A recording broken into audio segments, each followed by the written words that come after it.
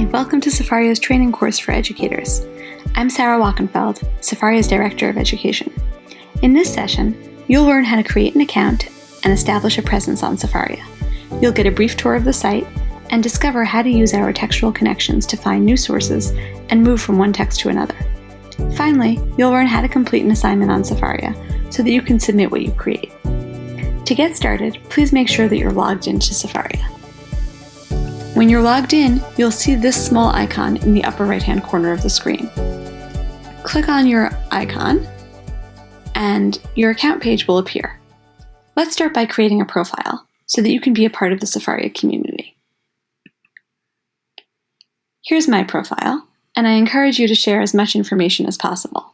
Put in a profile picture, some information about you, and even contact information or a school website so that people who are inspired by what you create on the site can find out more about you and get in touch. Creating a community of educators is important to Sefaria.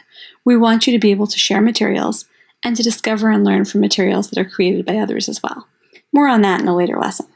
Now let's look at Sefaria's database. Wherever you are on Sefaria, you can always find the library by clicking on the three lines in the upper left-hand corner of the screen. Your library page will look a little different than mine because Sefaria also records the most recent text that you've been viewing. But if you scroll down a little bit, under the word Browse, you'll see our full library.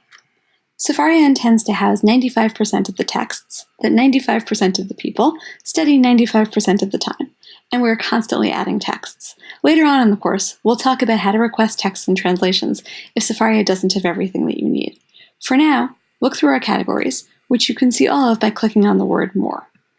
You can always toggle between languages on this page by clicking on the Aleph or the A, depending on which language you start in. Go ahead and explore our library and experiment by opening up some of the text that you teach.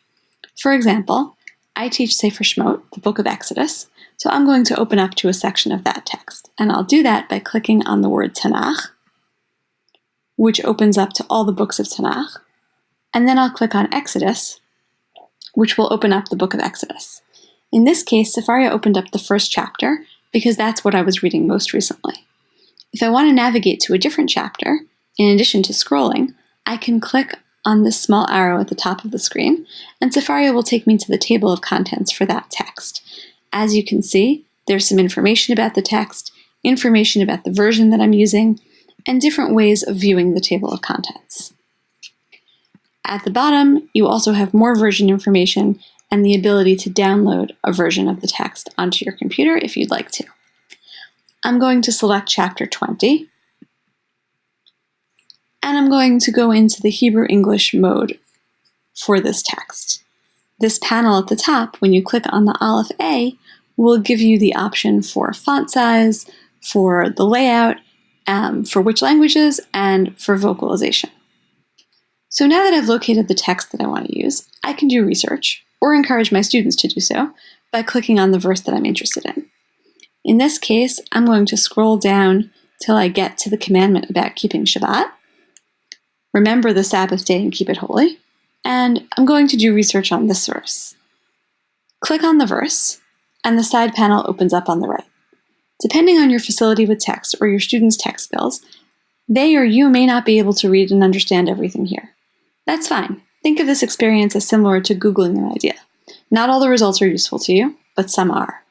As a teacher, you can help guide your students towards the sources that will help them, and also orient them to the idea that the texts that they look at are part of a larger universe of sources, which they may choose to explore at another time. I've opened commentaries and related sources on this verse, and I think I'll choose to open up commentary and select Rashi.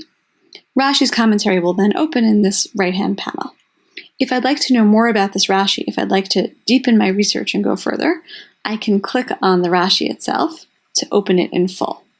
And when I click on that text, a third panel opens with the connections to the Rashi.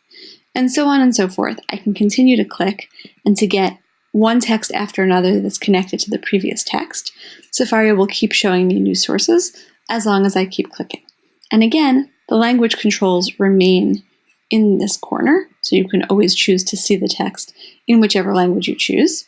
And you can close these panels simply by Xing out of them. The rest of this lesson will take you through some of the different ways of finding texts and pursuing connections on Sefaria. Enjoy, and be sure to reach out if you have any questions. Contact information is at the top of the sheet, and we always welcome your feedback.